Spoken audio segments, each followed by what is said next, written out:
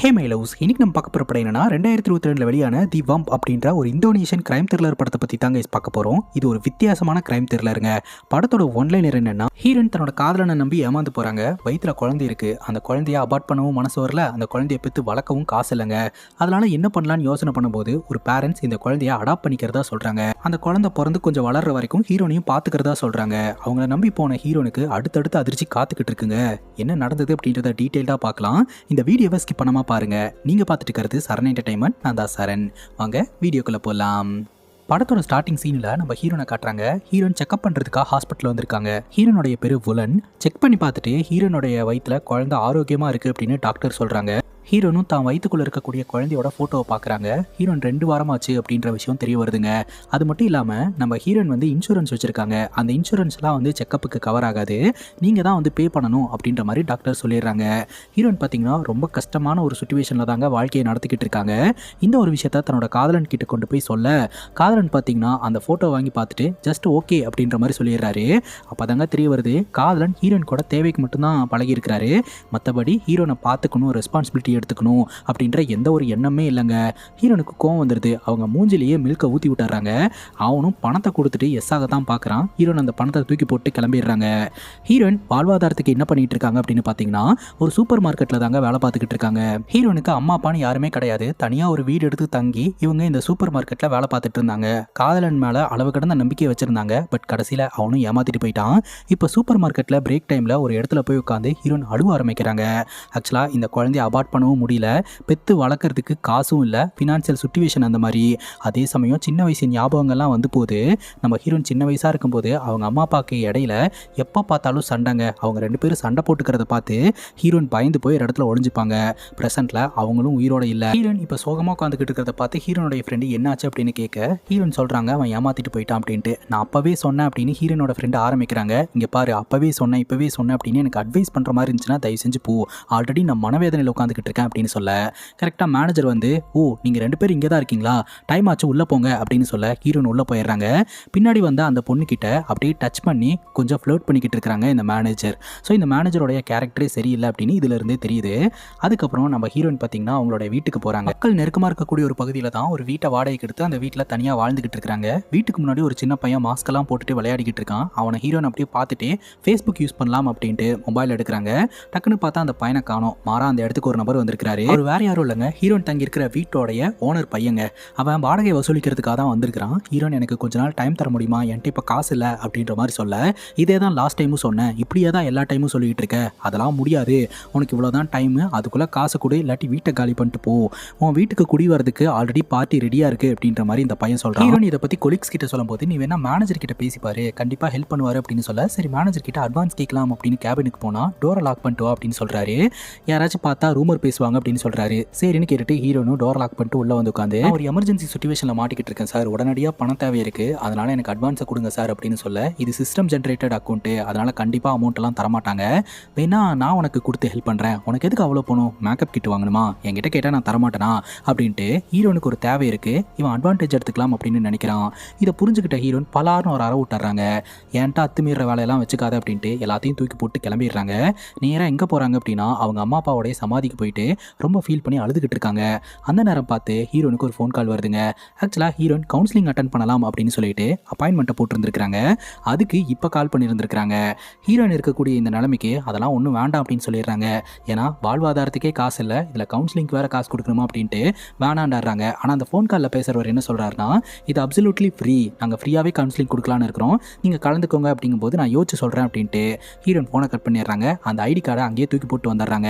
இதுக்கு மேலே எப்படி மேனேஜர் நம்ம ஹீரோனை வேலைக்கு வச்சுக்குவோம், அதான் பலார்னு ஒரு அற விட்டாங்க இல்லையா. இப்போ அந்த கவுன்சிலிங் கொடுக்குறவங்க ஹீரோனுக்கு கால் பண்ணுறாங்க. அப்போ ஹீரோன் சொல்கிறாங்க, நான் உங்ககிட்ட ஒரு சீக்ரெட் சொல்ல போகிறேன், அது யார்கிட்டையும் சொல்ல மாட்டீங்களா அப்படிங்கும்போது, சொல்ல மாட்டேன் சொல்லுங்கள் அப்படிங்கும்போது, நான் 2 வாரம் ப்ரெக்னெண்ட்டாக இருக்கேன், அந்த குழந்தை என்ன பண்ணணும்னு எனக்கு தெரியல, ஏதாவது எனக்கு அட்வைஸ் பண்ணுங்க அப்படிங்கும்போது, அந்த நபர் என்ன சொல்கிறாரு அப்படின்னா, உங்களுக்கு 3 ஆப்ஷன் இருக்குது. ஒன்று, அந்த குழந்தைய பெற்று வளர்க்குறதுக்கு உங்களை மோட்டிவேட் பண்ணுவோம், 2வது அபார்ட் பண்ணுறதுக்கு ஹெல்ப் பண்ணுவோம், 3வது அந்த குழந்தைய அடாப்ட் பண்ணுறதுக்கு யாராவது பேரண்ட்ஸை ரெடி பண்ணி கொடுப்போம் அப்படிங்கும்போது, ஹீரோன் யோசனை பண்ணிவிட்டு 3வது ஆப்ஷனை நான் தேர்ந்தெடுக்கிறேன், அந்த குழந்தைய பெற்றுக்கிறேன், யாராவது அடாப்ட் பண்ணுறதுக்கு பேரண்ட்ஸ் அரேஞ்ச் பண்ணுங்க அப்படின்ற மாதிரி சொல்ல அவங்களும் ஓகே சொல்லிடுறாங்க. இப்போ ஹீரோனை பார்க்கறதுக்காக ஹீரோனுடைய ஃப்ரெண்டு வீட்டுக்கு வந்திருக்காங்க. என்னாச்சு வேலைக்கு வரல அப்படின்னு கேட்கும்போது, இல்லை மேனேஜரை போட்டு பொழந்துட்டேன், கண்டிப்பாக அவன் என் மேலே ஏதாவது ஆக்ஷன் எடுப்பான், அதான் நானே வேலையை விட்டு வந்துட்டேன் அப்படின்ற மாதிரி ஹீரோன் சொல்லிட்டு இருக்காங்க. இப்போது ஹீரோனுக்கு அடுத்து என்ன பண்ணுறதுன்னு தெரியலங்க. அப்போ தான் ஃபேஸ்புக் குரூப்பில் பார்த்து அந்த பேரண்ட்ஸை மீட் பண்ணுறதுக்காக போகிறாங்க. அந்த பேரண்ட்ஸ் ரொம்ப அன்பாக பேசுகிறாங்க. உன் குழந்தை பிறந்ததுக்கப்புறம் உன் குழந்தைய நாங்கள் நல்லபடியாக பார்த்துப்போம், குழந்தை பிறக்கிற வரைக்கும் உன்னையும் நாங்கள் நல்லபடியாக பார்த்துப்போம், எங்கள் கூட வந்துரு அப்படின்ற மாதிரி சொல்கிறாங்க. ஹீரோயின் பார்த்தீங்கன்னா இதெல்லாம் புதுசாக இருக்குது அப்படின்ட்டு, நான் கொஞ்சம் யோசிச்சு சொல்கிறேனே, நான் இன்னும் அதுக்கான முடிவு எடுக்கல அப்படின்னு சொல்லிட்டு கிளம்பிடுறாங்க. வீட்டுக்கு போனால் ஹவுஸ் ஓனர் நம்ம ஹீரோனுடைய ஜாமானத்தெல்லாம் எடுத்து வெளியே போட்டு கிளம்பு அப்படின்னு துரத்திடுறான். நேராக ஹீரோனுடைய ஃப்ரெண்டு வீட்டுக்கு போனால் ஃப்ரெண்டு அவங்க பாய் ஃப்ரெண்டு கூட லிவிங்கில் இருந்துட்டு இருக்காங்க. அங்கேயும் நம்மளால் நிம்மதியாக வாழ முடியாது அப்படின்ட்டு பேகெல்லாம் தூக்கிட்டு ரோட்டில் வந்து உட்காந்துக்கிட்டு இருக்காங்க. அப்போ தான் இந்த பேரண்ட்ஸோட ஞாபகம் வருது. இந்த பேரண்ட்ஸை காண்டாக்ட் பண்ணி பார்ப்போம் அப்படின்ட்டு அவங்களுக்கு காண்டாக்ட் பண்ணால் அவங்க நம்ம ஹீரோனை பிக்கப் பண்ணுறதுக்காக வராங்க. அவங்க வீட்டுக்கும் கூட்டிகிட்டு போயிட்டு அந்த வீட்டை சுற்றி காமிச்சு ஹீரோனுடைய ரூம் இதுதான் அப்படின்னு சொல்கிறாங்க. இந்த வீடு பார்த்தீங்கன்னா ரொம்ப இன்டீரியரில் இருக்குங்க. அது மட்டும் இல்லாமல் இந்த வீடு ரொம்ப பெருசாக இருக்குது. இந்த வீட்டில் இந்த பேரண்ட்ஸ் 2 பேர் மட்டும்தான் வாழ்ந்துட்டு இருக்காங்க. அது மட்டும் இல்லாமல் ஹீரோனுடைய ரூமுக்குள்ளே ஹீரோன் போகும்போது ஹீரோனுக்கு அவ்வளோ சந்தோஷமாக இருக்குது. ஏன்னா அந்த ரூம் பார்த்தீங்கன்னா ரொம்ப லக்ஸரியாக இருக்குது. இந்த லக்ஸரி எல்லாம் வந்து ஹீரோன் அனுபவிச்சதே கிடையாது. முறையாக இந்த வசதியெல்லாம் அனுபவிக்கிறாங்க. பாத்ரூம்குள்ளே நிறைய மேக்கப் ப்ராடக்ட்ஸ் எல்லாம் இருக்கிறத ஹீரோன் கவனிக்கிறாங்க. அப்போவே மதர் வந்து உனக்கு பூ போட்ட தண்ணி ரெடி பண்ணியிருக்க, இதில் தான் நீ குளிக்கணும், தினமும் இந்த மாதிரி தான் குளிக்கணும், ஹாட் வாட்டர்லாம் ரெடி பண்ணி வச்சிருக்கேன் அப்படின்ட்டு பயங்கரமாக கேர் பண்ணுறாங்க. அது மட்டும் இல்லாமல் ஹீரோன் எந்த மாதிரி ட்ரெஸ் பண்ணிக்கணும் அப்படின்ட்டு ஹீரோனுக்கு தேவையான மெட்டர்னிட்டி ட்ரெஸ்ஸு, ஷூஸு அப்படின்னு ஹீரோனுக்கு தேவையான A to Z ப்ராடக்ட்ஸ் எல்லாத்தையுமே வாங்கி வச்சிருக்காங்க. ராத்திரி ஹீரோன் அப்படியே வீட்டுக்கு வெளியில் பார்த்துக்கிட்டு இருக்காங்க. இது ரொம்ப பெரிய இடமா இருக்குது.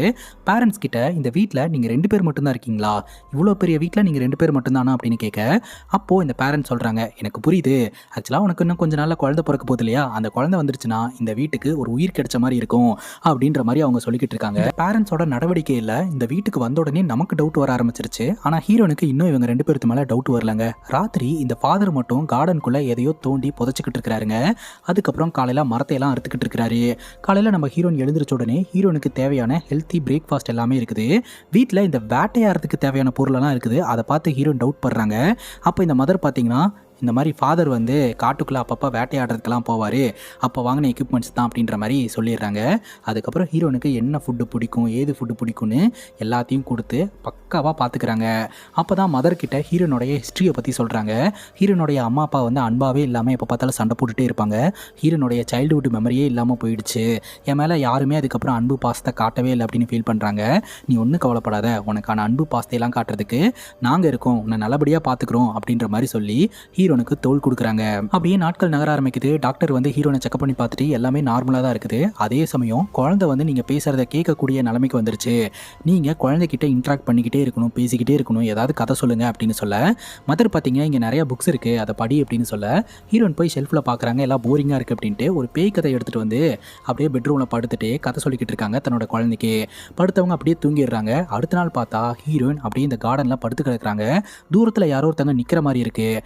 யார் அது அப்படின்னு சொல்லி பார்த்தா இந்த மதர் மாதிரி இருக்குது. மறுபடியும் திரும்பி பார்த்தா பக்கத்தில் பேய் மாதிரி வந்து உட்காந்துக்கிட்டு இருக்காங்க. உட்காந்தவங்க அப்படியே நம்ம ஹீரோனை அடிச்சு இழுத்துட்டு போக ஆரம்பிக்கிறாங்க. ஹீரோயின் கத்துறாங்க, கதறாங்க. ஆனால் அந்த உருவம் விடுற மாதிரி இல்லைங்க. டக்குன்னு கண் முழிச்சா இது எல்லாமே ஹீரோனுடைய கனவு தான். ஸோ ஹீரோயின் நார்மலாக தான் இருக்கிறாங்க. கனவுல பயந்து போயிருக்கிறாங்க. அப்போ ஹீரோனுடைய ரூமுக்குள்ளே ஒரு லெட்டர் இருக்கிறத பார்க்குறாங்க. அது என்ன லெட்டர்னு ஓப்பன் பண்ணி பார்த்தா அதில் டிராயிங்ஸ் எல்லாம் இருக்குது. அந்த டிராயிங் பார்த்தீங்கன்னா ஒரு மேப்புங்க. அதாவது இந்த வீட்டில் இருக்கக்கூடிய ஒரு மரத்தை குறிக்கிற மாதிரி இருக்குது. நம்ம ஹீரோன் அப்படியே வெளியே வரும்போது மதர் எங்கே போகிற அப்படின்னு கேட்க, சின்னதாக ஒரு வாக் போயிட்டு வரேன் அப்படின்னு சொல்கிறாங்க. ரொம்ப தூரம்லாம் போயிடாத, பக்கத்தில் போ அப்படின்னு சொல்ல, சரின்னு கேட்டுட்டு ஹீரோன் அந்த மரத்துக்கிட்ட போய் நின்று பார்த்துக்கிட்டு இருக்காங்க. ஏதோ ஒன்று தோணுது, அப்படியே மயக்கம் போட்டு விழுந்துடுறாங்க.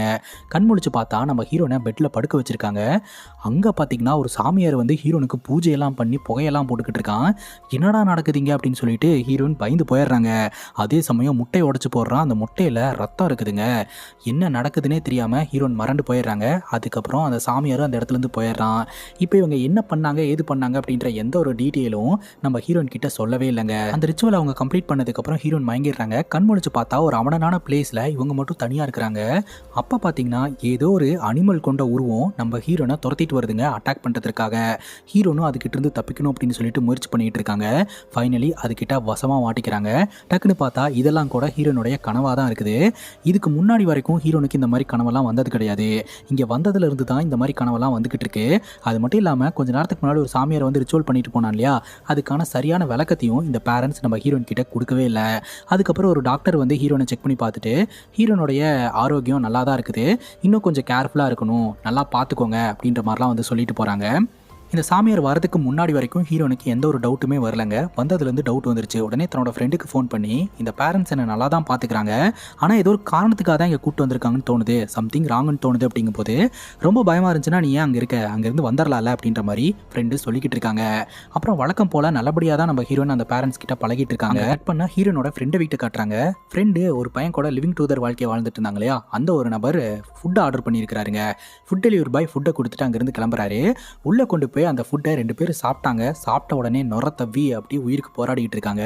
ஃபுட் டெலிவரி பண்ண அந்த நபர் மறுபடியும் வீட்டுக்குள்ளே போயிட்டு அவருடைய ஐடென்டிட்டியை வெளிப்படுத்துறாருங்க. அவர் வேற யாரும் இல்லை, இந்த ஃபாதர் தாங்க. ஹீரோயின் ஃப்ரெண்டு கிட்ட பேசியிருக்காங்க அப்படின்ற விஷயத்தை தெரிஞ்சுக்கிட்டு ஹீரோனுடைய ஃப்ரெண்டை காலி பண்ணுறதுக்காக தான் இந்த இடத்துக்கு வந்திருக்கிறாரு. 2 பேர்த்தையும் கொடூரமான முறையில் கொலை பண்ணிட்டு அந்த இடத்துலேருந்து கிளம்பி வந்துடுறாருங்க. அடுத்த நாள் காலையில் நம்ம ஹீரோயின் தன்னுடைய ஃப்ரெண்டு கிட்ட ஹெல்ப் கேட்கலாம், அவங்கள வந்து கூட்டு போக வைக்கலாம் அப்படின்னு சொல்லிட்டு கால் பண்ணுறாங்க. லைனே போக மாட்டேங்குதுங்க. அதான் இந்த ஃபாதர் கொண்டுட்டானே, இந்த விஷயம் நம்ம ஹீரோனுக்கு தெரியாதுங்க. இப்போ வீட்டுக்கு புதுசாக ஒரு நபர் வந்திருக்கிறாரு. அந்த நபர் யார் என்ன அப்படின்னு ஹீரோனுக்கு தெரியல. அப்படியே ஒளிஞ்சிருந்து பார்த்துக்கிட்டு இருக்காங்க. அந்த நபர் வீட்டுக்குள்ள வரும்போது ரொம்ப எமோஷனலாக இந்த மதரும் ஃபாதரும் இன்வைட் பண்ணிட்டு இருக்காங்க. ஹீரோன் ஒளிஞ்சிருந்து பார்த்துக்கிட்டு இருக்கும்போதே அங்கே இருக்கக்கூடிய ஃப்ளவர் பாட் தட்டி விட்டு கீழே விழுந்துருது. ஹீரோனோட கையில் ரத்தம் வந்துடுது. உடனே உள்ள வந்தவன் நம்ம ஹீரோனுக்கு ட்ரீட்மெண்ட்லாம் கொடுத்துட்டு மதர் ஃபாதர் கிட்ட வீட்டுக்கு கெஸ்ட் வந்தால் என்கிட்ட இன்ஃபார்ம் பண்ண மாட்டீங்களா அப்படின்ற மாதிரி சொல்கிறான். அப்போ தான் தெரிய வருது இந்த ஃபாதர் மதரோடைய பையன் தாங்க அவன். அவனை நம்ம ஹீரோ அப்படின்னு வச்சுக்கலாம். ஏன்னா அவன் கொஞ்சம் பாசிட்டிவான கேரக்டர் தான். அவன் உடம்பெல்லாம் டேட்டோவாக குத்தி வச்சிருக்கான். வீட்டில் அவங்க அம்மா அப்பா கூட பேசிக்கிட்டு இருக்கிறத வந்து நம்ம ஹீரோன் ஒளிஞ்சிருந்து பார்த்துக்கிட்டே இருக்கிறாங்க. அதே சமயம் காலையில் கொஞ்சம் நேரமாகவே எழுந்திருக்கிறான், ஒர்க் அவுட் பண்ணுறான், ஜாகிங்லாம் போகிறான், அவனோட ஃபிட்னஸ் எல்லாத்தையும் கரெக்டாக மெயின்டைன் பண்ணிகிட்டு இருக்கான். இது எல்லாத்தையுமே நம்ம ஹீரோன் ஒளிஞ்சிருந்து பார்த்துக்கிட்டு இருக்காங்க. அதே சமயம் டாக்ஸி புக் பண்ணி இங்கேருந்து போயிடலாம் அப்படின்ற மாதிரி எல்லாமே பக்காவாக பிளான் பண்ணுறாங்க. ஆனால் இங்கேருந்து வெளியே போனால் இவங்களுக்கு காசு அப்படின்னு ஒன்று வேணும் இல்லையா, அதனால் காசுக்கு என்ன பண்ணுறதுன்னு யோசிக்க ஆரம்பிக்கிறாங்க. ராத்திரி எல்லோரும் ஒன்றா உட்காந்து டின்னர்லாம் சாப்பிட்றாங்க. இப்போ ஹீரோ கேட்குறாரு, இந்த பொண்ணு யாருன்னு என்கிட்ட இது வரைக்கும் இன்ட்ரோ பண்ணி வைக்கவே இல்லை, யார் அப்படின்னு கேட்க அப்போ தான் நம்ம பேரண்ட்ஸ் சொல்கிறாங்க, ஆக்சுவலாக இந்த பொண்ணு ரொம்ப கஷ்டத்தில் இருக்கிறா, இவள் குழந்தை பெற்றுக்கிற வரைக்கும் இங்கே தான் இருப்பா, இவளை நம்ம தான் பார்த்துக்க போகிறோம் அப்படின்ற மாதிரி சொல்லிடுறாங்க. அவரும் சரின்னு கேஷுவலாக எடுத்துக்கிறாரு. இப்போ நம்ம ஹீரோயின் பார்த்தீங்கன்னா எல்லாம் வெளியே இருக்கிற இந்த கேப்பை பயன்படுத்தி காசு திருடலாம் அப்படின்னு ரூம்குள்ளே வந்திருக்காங்க. காசு தேடிக்கிட்டு இருக்கும்போதே கரெக்டாக அம்மாவும் பையனும் ரூம்குள்ளே வந்துடுறாங்க. அப்போது நம்ம ஹீரோக்கு ஆயில் வச்சு விட்றதா சொல்லி அந்த ஆயில் எடுத்துகிட்டு வர சொல்கிறாங்க. கரெக்டாக நம்ம ஹீரோயின் கபோர்டுக்குள்ளே ஒழிஞ்சிருக்காங்க. அந்த கபோர்டு கிட்ட தான் ஹீரோ வராருங்க. கரெக்டாக அவங்க அம்மா ஆயில் அந்த கபோர்டில் இருக்குன்னு சொல்ல ஜஸ்ட் மிஸ்ஸில் பார்த்தீங்கன்னா ஹீரோயின் தப்பிக்கிறாங்க. உடனே அவங்க அம்மா போனதுக்கப்புறம் நம்ம ஹீரோ பார்த்தீங்கன்னா ஹீரோனை கூப்பிட்டு வச்சு பேசுகிறாரு. ஆக்சுவலாக ஹீரோன் அங்கே ஒழிஞ்சிட்டு இருந்ததை ஹீரோ பார்த்துட்டாரு. நீ எதுக்காக இங்கே ஒழிஞ்சிட்டு இருக்க, உன்னோட நோக்கம் என்ன அப்படின்னு கேட்க காசுக்காக அப்படின்னு ஹீரோயின் சொல்கிறாங்க. காசா, என்கிட்ட கேட்டிருந்தா நானே கொடுத்துருப்பேனே, இந்த காசை போடு, எதுக்கு உனக்கு காசு அப்படின்னு கேட்க இங்கேருந்து தப்பிச்சு போகணும் அப்படின்னு சொல்கிறாங்க. என்னோடய அம்மா அப்பாவோட பர்மிஷன் மாரி இங்கேருந்து போக முடியாது, ஆனால் என்ன நடக்குதுன்னு எனக்கு ஒன்றும் புரியலை அப்படின்ற மாதிரி ஹீரோ சொல்கிறாரு. அதுக்கு ஹீரோயின் சொல்கிறாங்க, உன்னோட அம்மா அப்பா ஏதோ ஒரு சீக்கிரட்டை மறைக்கிறாங்க, நான் ஏதோ இங்கே மாட்டிக்கிட்ட மாதிரி ஃபீல் பண்ணுறேன் அப்படின்ற மாதிரி ஹீரோயின் சொல்கிறாங்க. ராத்திரி இந்த பேரண்ட்ஸ் பார்த்தீங்கன்னா டிஸ்கஸ் பண்ணிட்டு இருக்காங்க. நம்ம பையன் வேற வந்திருக்கான், பையனுக்கு இது தெரிஞ்சுன்னா எப்படி அக்செப்ட் பண்ணுவானா மாட்டானா அப்படிங்கும்போது பார்த்துக்கலாம் விடு அப்படின்னு இந்த ஃபாதர் சொல்லிக்கிட்டு இருக்கிறாருங்க. இன்னொரு பக்கம் ஹீரோயின் கிட்ட தொடர்ந்து அன்பாக நடந்துக்கிற மாதிரியே இந்த பேரண்ட்ஸ் ரியாக்ட் பண்ணிட்டு இருக்காங்க. ஹீரோனை வச்சு ஏதோ ஒரு சம்பவம் பண்ண போகிறாங்க அப்படின்னு தெளிவாக தெரியுதுங்க.